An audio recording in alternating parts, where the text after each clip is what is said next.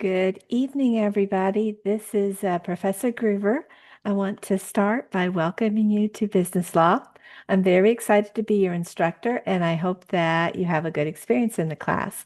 Let me begin by giving you a little bit of a tour of Canvas, showing you kind of the high points, the things you need to know to be successful in the course. So, as you can see, this is Canvas. If you haven't had experience with Canvas, please feel free to kick the tires, explore, and if there's something you can't find, don't hesitate to pop into my office hours. I'll have office hours on Wednesdays and Fridays. And so I'd be delighted to get to know you and to help you find whatever it is you might be looking for. So let's get started. I have a welcome email that you probably have already received. It will be in the announcement sections when the semester actually begins. You'll be able to see my latest 3 announcements in this recent announcements area, but you can always go back and historically look at announcements that I've made. Since I'm recording this before the semester began, the announcement isn't here yet. So let me go in and go ahead and open up. Oops, wait a second. I'm going to have to leave student view for just a second and show you the announcement that you will have already received by this point in time. And here we go. This gives some really good information to get you started on the right foot. So hopefully you've already had a chance to read this. I've highlighted a few important points that I want to draw your attention to. Sometimes, especially if you're taking more than one course, it can become confusing. One professor has one set of rules, I have a different set of rules. And so I try to be as transparent as I can to make sure that you know what you need to know when you need to know it. The big thing is I don't accept late assignments or late examinations. No worries here, though.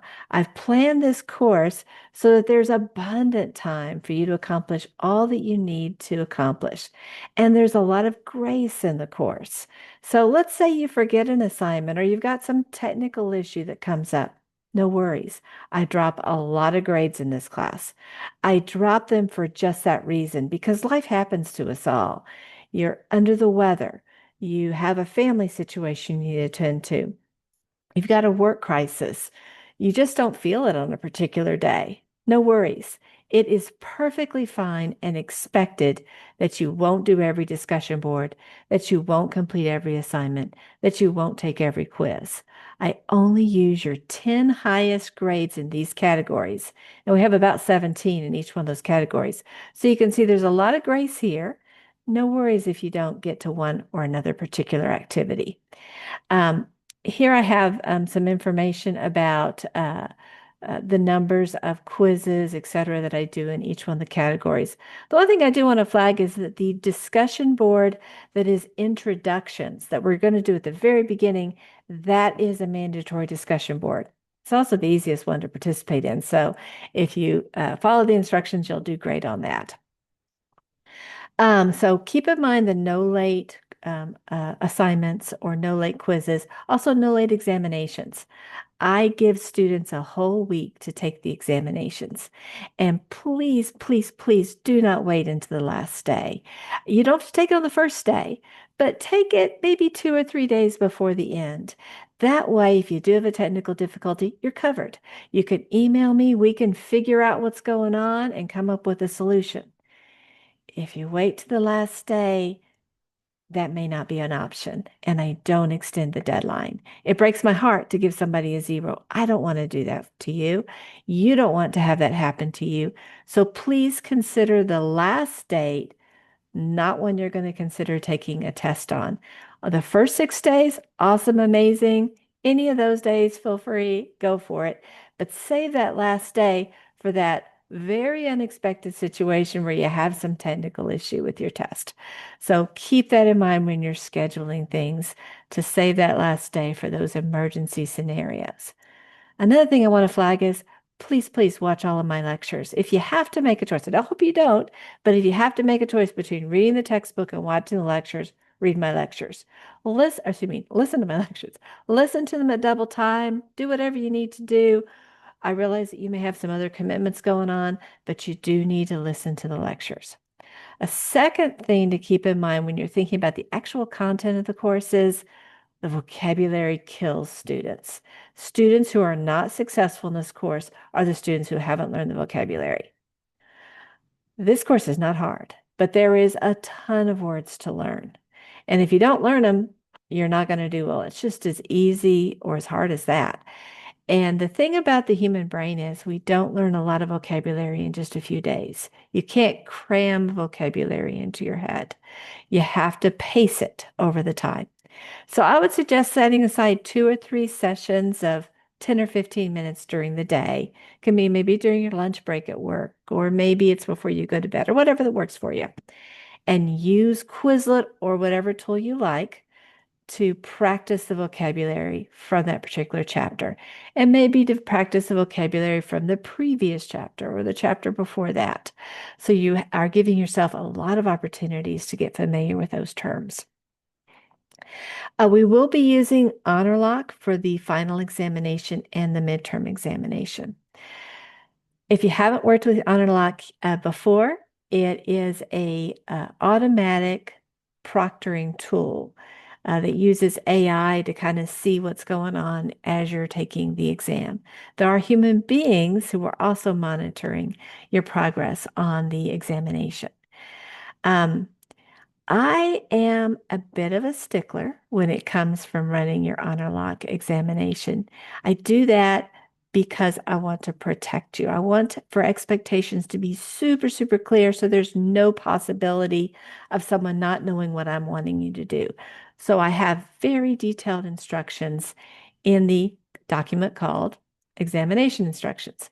Read that immediately before you take the midterm, and again, immediately before you take your final examination. They're not hard. They're very obvious and kind of transparent things. But when you're taking an exam, it's easy to forget some things. You're already kind of a little bit nervous. And so seeing that immediately before is going to be like, oh, yeah, I need to do this. I need to do that. I do look for all of those things. So be sure that you are following those when you're actually taking the tests. I have these rules not only to be transparent, so everybody knows what the expectation is. I found that kind of reduces the anxiety level for everyone. But the second reason is I'm not dumb. I know there's some people who might be tempted to be less than academically honest in an exam. I'm sure that's not you, but it might be someone else in the class. And this is a way to protect you because if everybody understands that it's going to be super hard to not or to break the rules, to do something that is academically dishonest, hopefully that removes that temptation. I don't like to turn people in. That's one of the least pleasant parts of my job. It involves a lot of paperwork at my end, and I know that it's not fun for the student either. So let's not even go down that road. If you follow these rules, if you do what you're supposed to be doing, it's a complete non-issue. And it also means that other people might not be earning an unusually high grade because of something maybe not completely appropriate might be happening at their end. So it's for you that I do these things. Keep that in mind. It's to protect you and to protect your grade, not for any kind of reason to harm you or to put you in a disadvantageous situation. This is a course that everybody listening to this video can get an A in if that's what you want, but it's going to take a significant amount of work. I completely get that you may not be interested in getting an A in this course. You may be thinking, my goal is a C. That's also equally great. You can get a C in this course if you want. You just don't have to work as hard as if you want the A. So those are some things to think about as you're going forward in this course. Let me show you where you can find the Quizlet resources that I use in this course or that I have available for you to use in this course. If you don't like Quizlet, come up with your own. This is just one tool that's available for you. We do have a Quizlet classroom, and I have it listed right here. It says, hate to study but want great grades, click here. Well, this is the pathway to our Quizlet classroom. Please sign up for it as soon as possible. That way you're going to reap all the benefits. And my suggestion is use it all the time. You're in line at the grocery store, you're waiting at the red light, not when you're driving, but at the red light, or somebody else is driving the car and you're being a passenger. 2 or 3 minutes here, you can do Quizlet. That's a real win. You're going to find that that's really going to be helpful and impactful to your grade. Let me talk about discussion boards. We have a discussion board for every chapter, but as I said before, you just have to participate in 10. If you do the things that the assignment says to do, you're probably going to get all the points. You're going to have to list the word count at the end of your first post. and you're going to have to make your first post on the date of that module. So for example, let me just pick one randomly.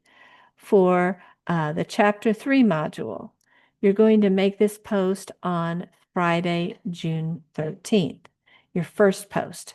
Your second post is going to be due, we can see here, on June 15th. The second post is always going to be, except for the final post, the Chapter 14 post, but most of the time it's going to be the Sunday following the date that we actually covered that module. So there's actually two due dates with discussion boards: the initial post, which is the date of the module, and then the second post, which is going to be that Sunday following the date of the module. Unfortunately, Canvas doesn't allow me to post two due dates. So the one you see is the second due date. Keep in mind the first due date. The assignments, you can do as many times as you want. And when you do them, you can see the number of attempts are unlimited. I'm only going to use your highest grade. So you have a lot of opportunities there to be successful. You can see the answers to the assignments typically 2 days after the due date, the final due date for the particular assignment. We also have quizzes. The quizzes are not proctored, so as a result, they're timed. That way, I'm testing your knowledge versus your ability to use the textbook and find that information. The assignments are your opportunity to use all the resources that you have, the textbook, the lectures, the PowerPoints, me if you need me, no one else but me. I'm happy to be a resource for you. But the quizzes are you and you alone, and therefore they are timed. The time limit is fairly tight, but most students finish minutes before the time limit is up. These aren't questions you have to really think about. They're not math problems or something like that. You either know the answer or you don't know the answer for the most part. So don't be too intimidated by the time limit. But of course, if you find, gosh, I wasn't going as fast as I needed to on particular quiz, you'll know for the next one to go a little bit faster. And keep in mind, I only use your 10 highest grades. You'll see the answers to the quizzes about 2 days after the date that the quizzes closes. Let's talk a little bit more about the midterm and the final examination. I'm going to scroll down to the midterm module. The midterm is a little bit past the halfway point.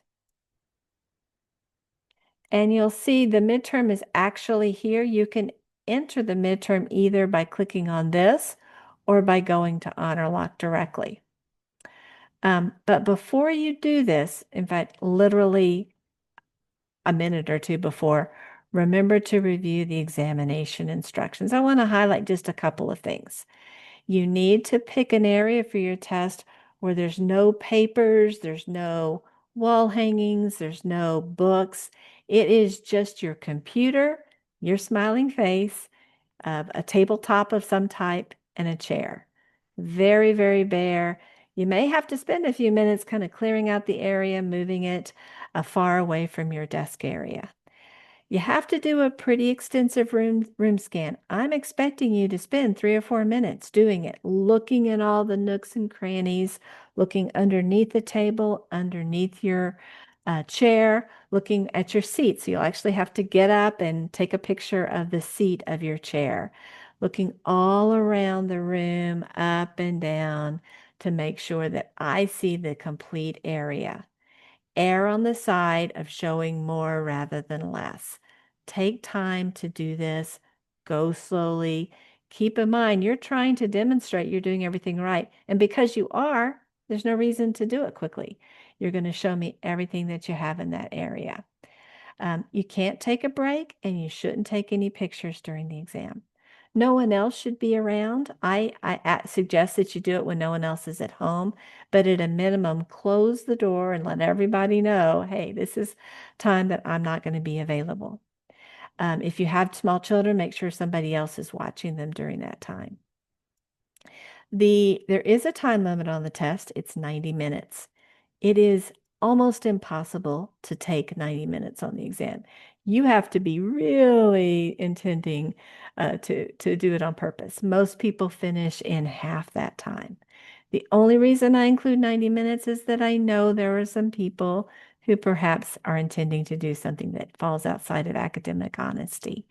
And sometimes they find if they take a long time with the test, they can type with their fingers quick enough or whatever. I know that's not you, but that's the only reason for the time. So, yes, it is technically timed, but if you aren't doing anything you're not supposed to be doing, you'll be finished well before the 90 minutes are up. I hope that this information has been helpful for you. I am looking forward to having you in this class, and I look forward to meeting with you, hopefully during my office hours at some point. Good luck, and I will see you as the semester progresses. Thanks for your attention, and have a wonderful day.